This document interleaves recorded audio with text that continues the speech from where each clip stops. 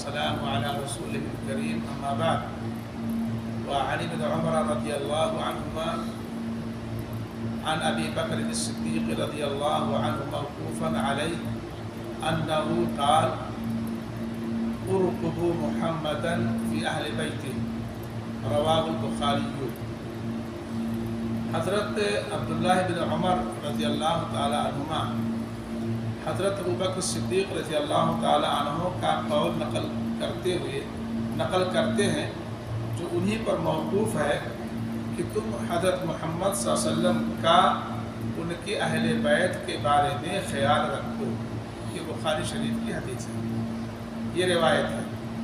اس اثر سے ہمیں چند فوائد اور مسائل معلوم ہوئی. نمبر 1، اس اثر میں اہل بیت نبوی صلی اللہ علیہ وسلم کی محبت اور ان کی عزت و توقیر کو نبی اکرم صلی اللہ علیہ وسلم کے احترام و وقار کے ساتھ منسلک کر دیا گیا ہے.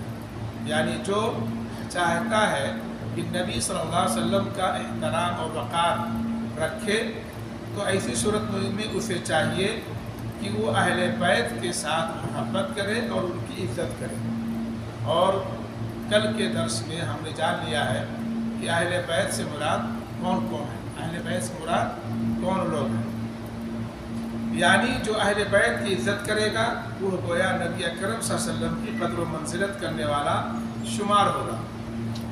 اس کے برعکس جو دل عظمت اہل بیت سے خالی ہے وہ دل احترام نبوت سے بھی خالی ہے. نمبر 2، محبت و تعظیم کا مطلب یہ نہیں ہے کہ انہیں معصوم مانا جائے، یعنی ان سے کوئی غلطی ہوتی ہی نہیں ہے، ایسا نہیں.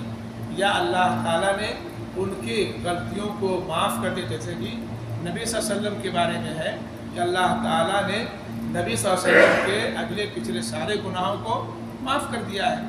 تو اس طرح کا عقیدہ اور تصور اہل بیت کے بارے میں نہیں رکھنا چاہیے.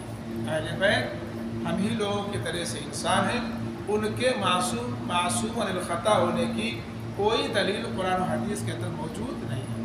ان میں جو اچھے ہیں، جو ان میں غلطی کریں گے تو وہ غلطی ان کی مانی جائے گی. اور ان کی شان میں افراط و غلو کیا جائے، یہ بھی اس کا مطلب نہیں ہے. محبت و تعظیم کا مطلب یہ نہیں ہے کہ انہیں معصوم مانا جائے اور ان کی شان میں غلو کیا جائے جیسا کہ اہل تشیع کا رویہ ہے، بلکہ ان کے سارے دین کی بنیاد ہی افراط اور غلو اور ائمہ اہل بیت کی معصومیت پر ہے. ان کی اہل تشیع یعنی شیعوں کی.